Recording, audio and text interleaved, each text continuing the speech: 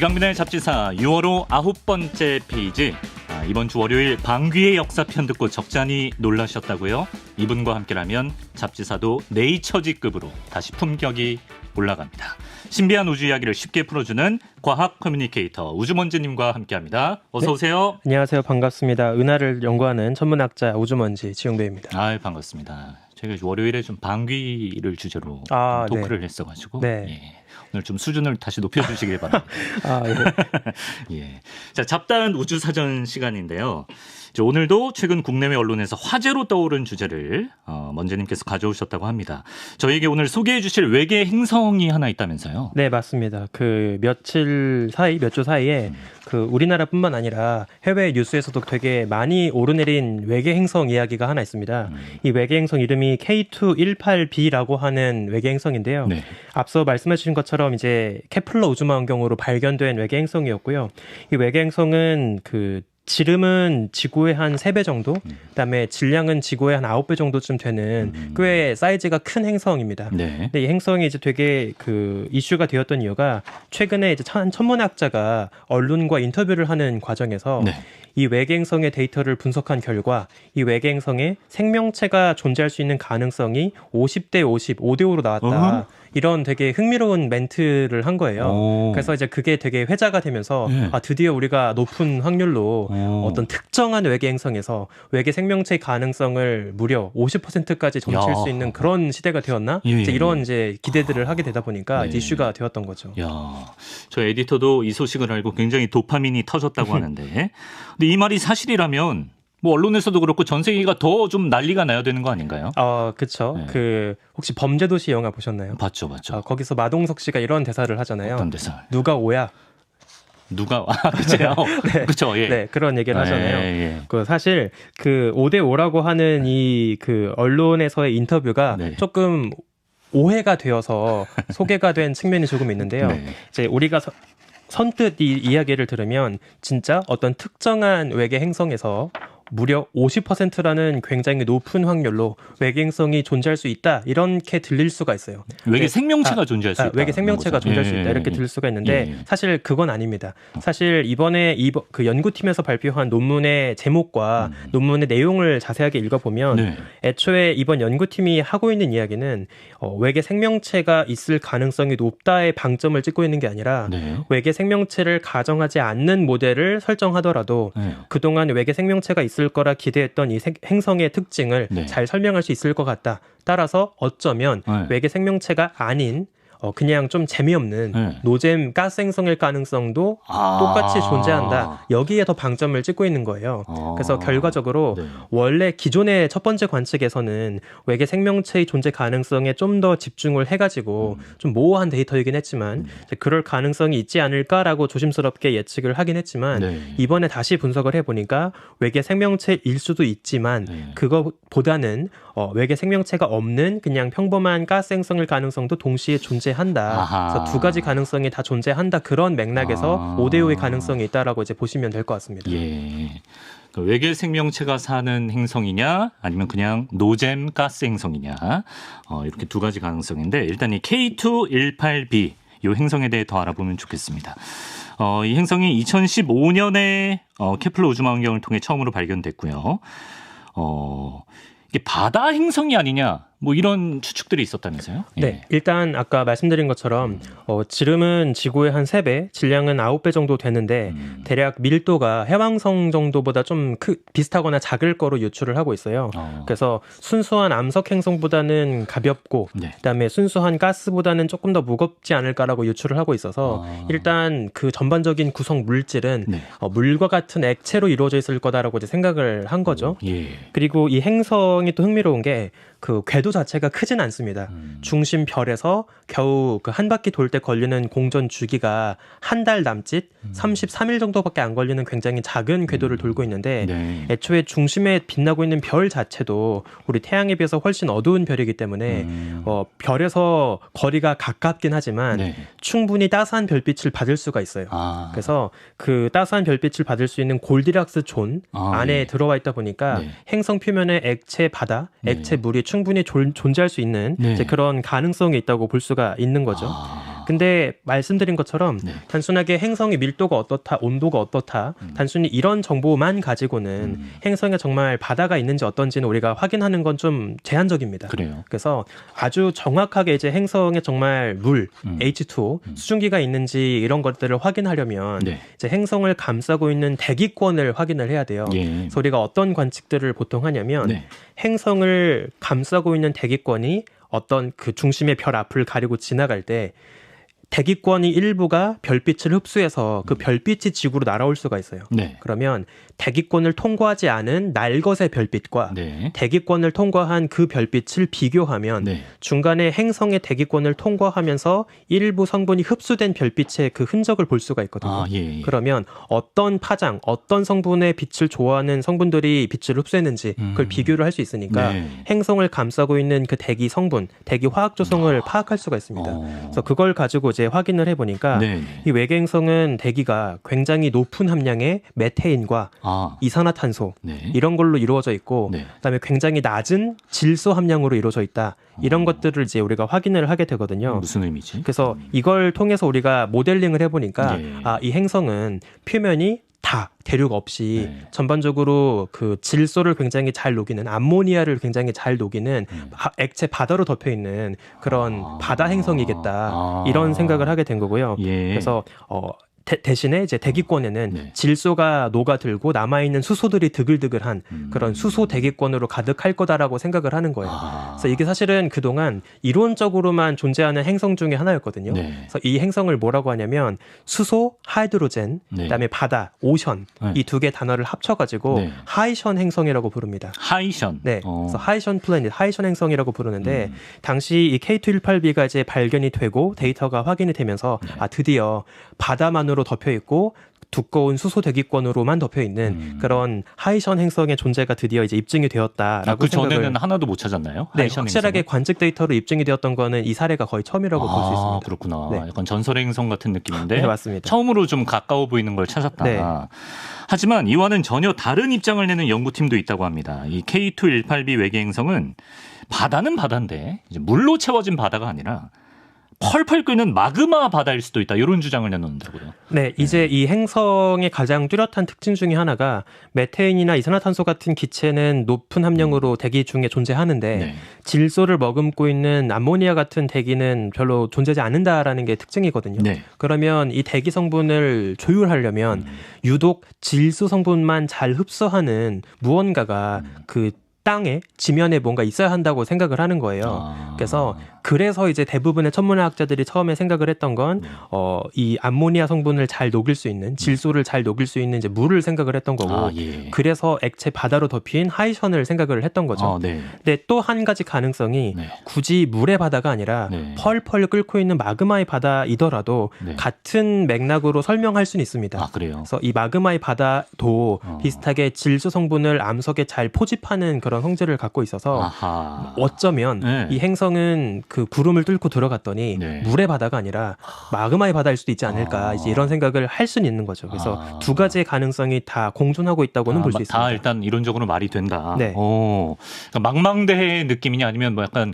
그 불구덩이 느낌이냐 네. 이렇게 한번 생각을 해보시면 좋을 것 같은데 한편으로는 지난해 진행된 제임스 웹의 관측에서 이 K218b 행성에 대한 재미있는 가능성이 제시됐다고 하는데. 네, 이제 그 만약에 여기가 정말 모든 그 행성 표면이 가득 그 정말 그 영화의 옛날 영화 중에 그 뭐죠? 그 오션 월드인가요?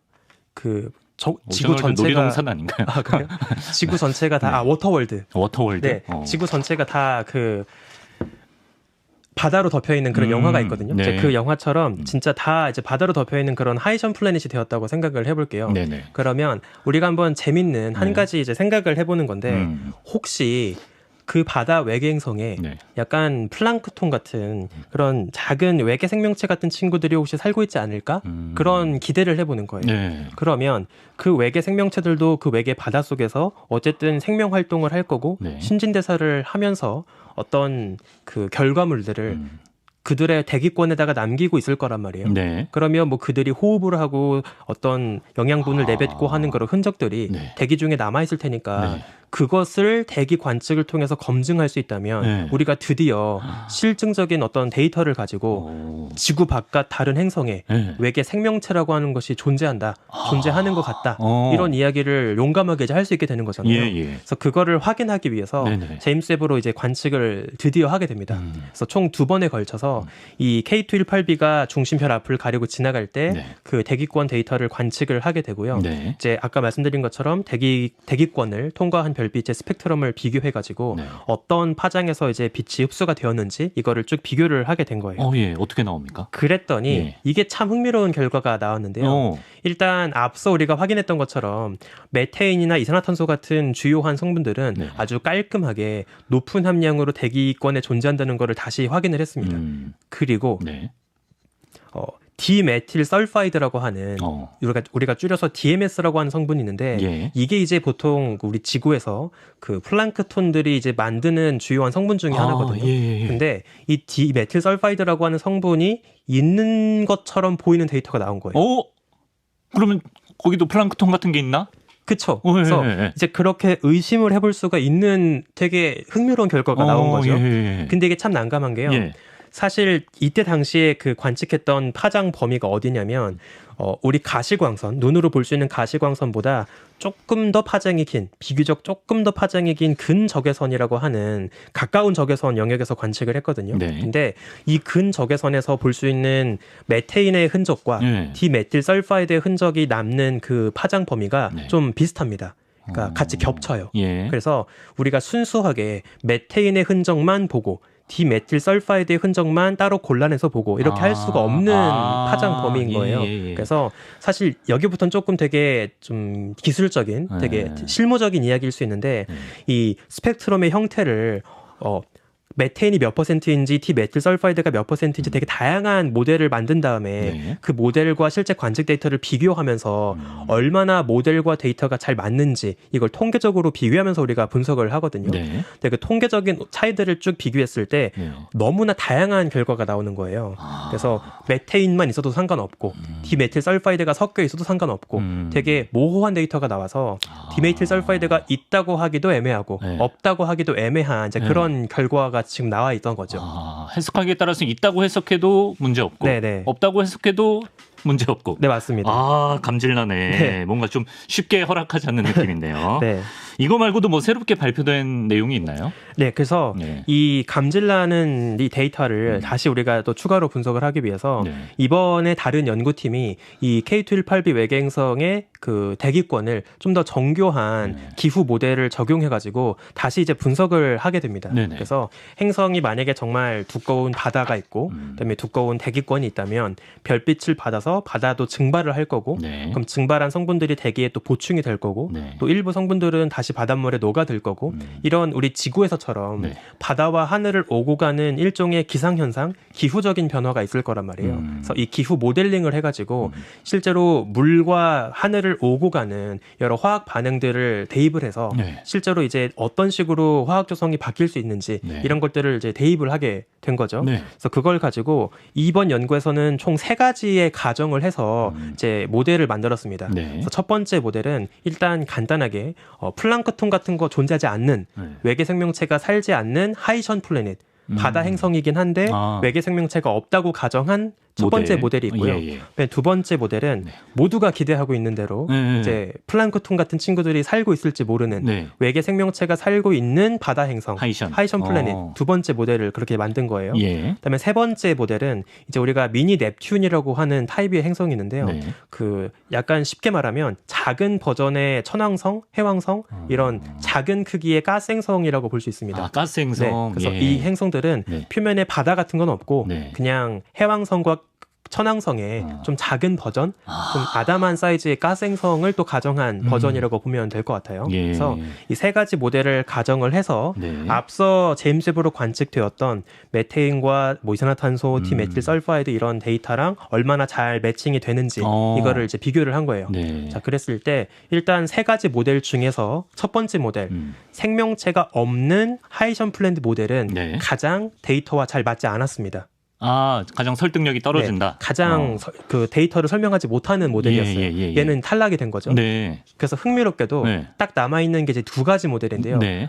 다시 정리하면 생명체가 있을 거라고 가정한 하이션, 바다 행성, 그다음에 바다도 존재하지 않는 네. 가스 행성, 네. 미니 가스 행성이 있는 거예요. 네. 근데 정말 난감하게도 이 두 가지 모델 다 통계적으로 정확히 같은 수치만큼 네. 데이터를 잘 설명합니다. 그리고 같은 수치만큼 데이터를 잘 못 설명해요. 이 데이터와 부합하는 그 설득력을 확률로 따진다면 네. 확률이 거의 같게 나온다. 네. 와, 그럼 일단 둘 중에 하나일 가능성이 높겠네요. 그래서 딱 이제 이번 예. 그 연구 결과까지만 보면 지금까지 관측된 이 K218b를 설명할 수 있는 가장 유력한 모델은 네. 둘 중 하나일 수 있다.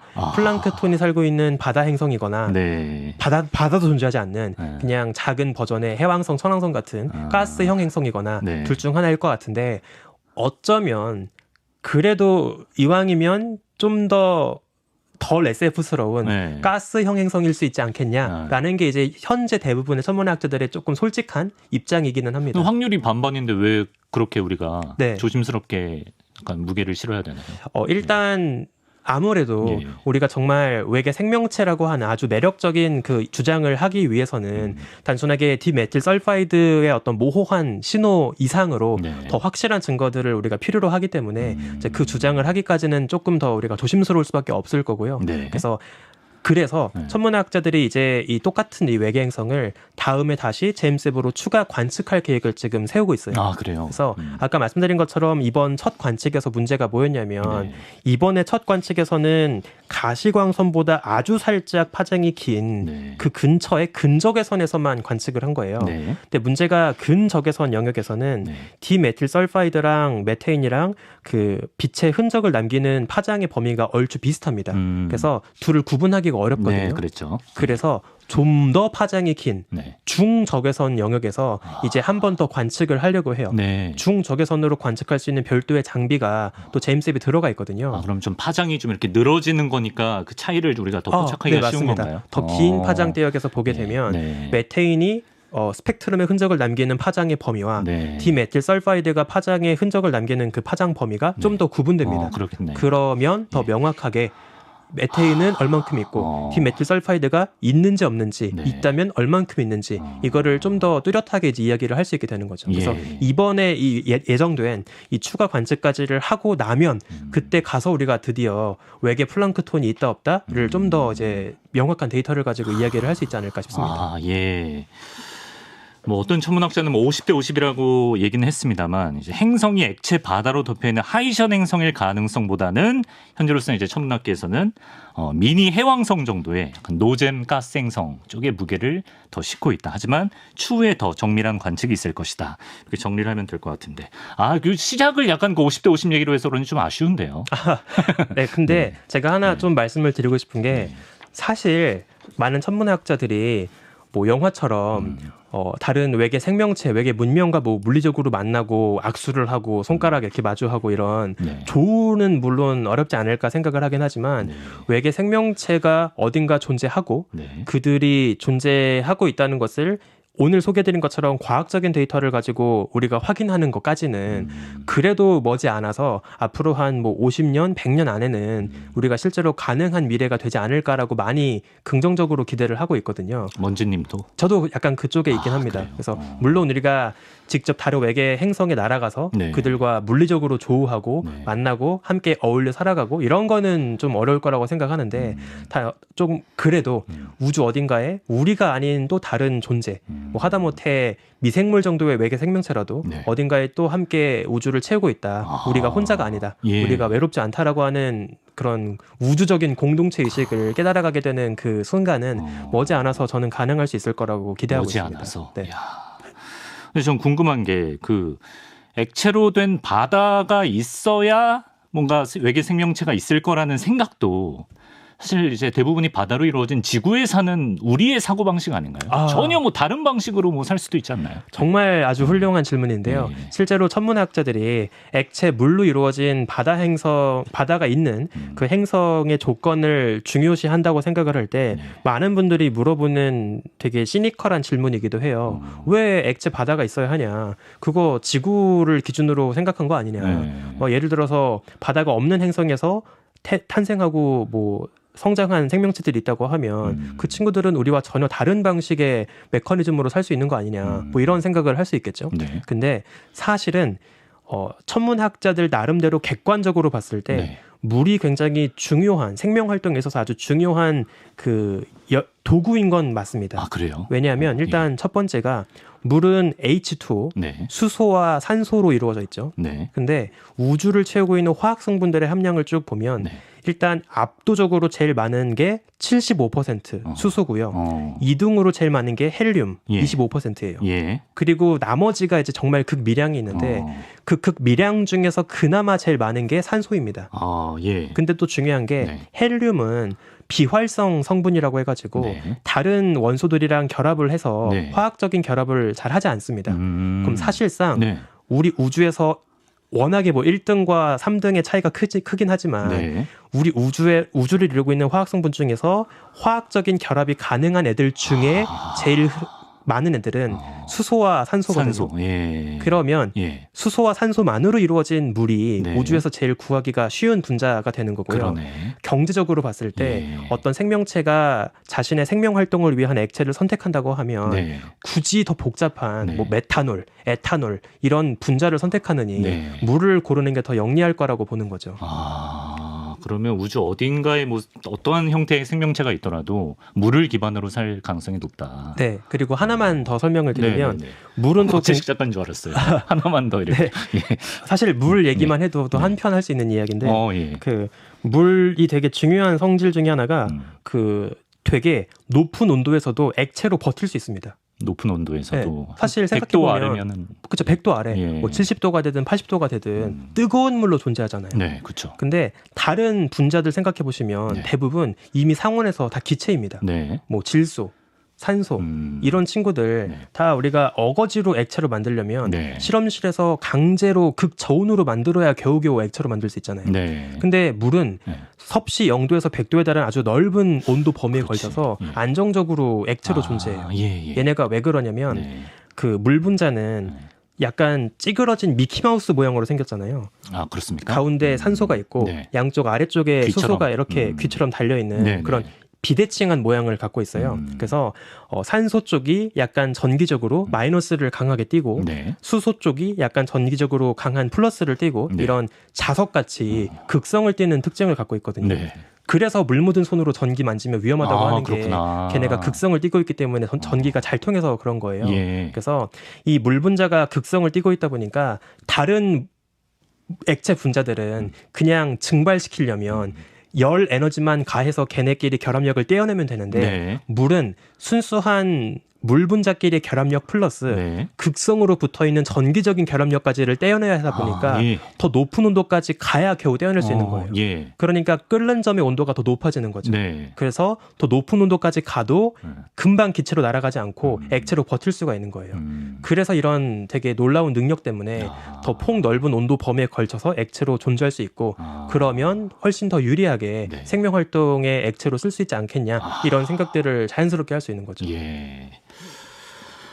외계 생명체의 그 가능성이라는 게 굉장한 떡밥인 게 지금 에디터들도 갑자기 평소에 안 하던 질문을 막 던지고 있는데요. 태양계에서 바다가 있는 위성이 있습니까? 네, 아주 많이 있습니다. 많이 있습니까? 거기 생명체가 있을 가능성? 아주 이것도 좋은 질문인데 예를 들면 목성 주변을 돌고 있는 가니메데, 유로파 이런 위성들이 있어요. 얘네들은 우리 수성보다 조금 크거나 작은 그런 사이즈를 갖고 있는 이제 위성들인데 일단 목성 정도의 거리에 떨어져 있기 때문에 되게 춥습니다. 그래서 표면은 아주 꽝꽝 얼어 있는 얼음으로 덮여 있어요. 꽁꽁 얼어붙은. 꽁꽁 얼어붙은 그 얼음층으로 덮여 있지만 그 밑으로 들어가면 엄청나게 두꺼운 액체 바다가 있습니다. 그래서 그 얼음이 갈라지면서 그 얼음층 바깥으로 간헐천 같이 온천수가 뿜어져 나오는 그래요? 그런 물줄기의 모습도 실제로 관측들을 다 해왔고요. 예. 또 토성 주변을 돌고 있는 엔셀라두스라고 하는 얼음 위성도 있습니다. 네. 이것도 표면은 꽝꽝 얼어 있지만 네. 그 지하에 이제 거대한 바다가 있어요. 그래서 예를 들면 네. 유로파가 되게 유명한 게 유로파 사이즈는 네. 우리 달보다 작을 거예요. 아. 근데 유로파 내부에 매장된 물의 양은 네. 지구 표면을 덮고 있는 바닷물의 양보다 많습니다. 네. 그러니까 만약에 우리 태양계에서 가장 많은 수분을 머금고 있는 가장 촉촉한 세계가 어디냐라고 하면 예. 우리 지구 같지만 지구가 아니에요. 그래서 실제로 지금 천문학자들이 어떤 탐사를 지금 준비하고 있냐면 네. 유로파 클리퍼라고 해서 유로파 주변을 맴돌면서 유로파 지하 어디에 바다가 있고 어디에 얼음이 얇게 덮여 있는지 어디 얼음이 두껍게 덮여 있는지 이런 얼음의 지도를 이제 완벽하게 그리고 예. 또 물줄기 근처를 지나가면서 물속에 혹시 생명 활동의 징후를 보여주는 성분 같은 게 녹아 있지 않은지 이런 것들을 디테일하게 이제 관측을 하려고 합니다. 예. 그래서 추후에는 네. 이 얼음층의 지도를 그리고 나면 얇은 얼음층이 어딘지를 파악을 하고 거기에 착륙을 해서 네. 얇은 얼음을 뚫고 들어가서 네. 그 외계 바다에서 해저 탐사를 하는 로봇을 보내가지고 그래서 어쩌면 실제로 거기에서 외계 미역, 외계 새우 이런 거를 발견할지도 모르는 거죠. 예. 그래서 이제 그런 미래까지도 앞으로 이제 차근차근 지금 준비를 하고 있다고 보시면 되겠습니다. 야, 신기하다. 달에도 얼음 흔적 같은 거 있다 그러잖아요. 아, 네, 맞습니다. 그것도 뭐 결국엔 옛날 뭐 생명체 흔적과 연결지을 만한 그런 건 없나요? 사실 달에 있는 얼음은 네. 그 조금 재밌는 건데요.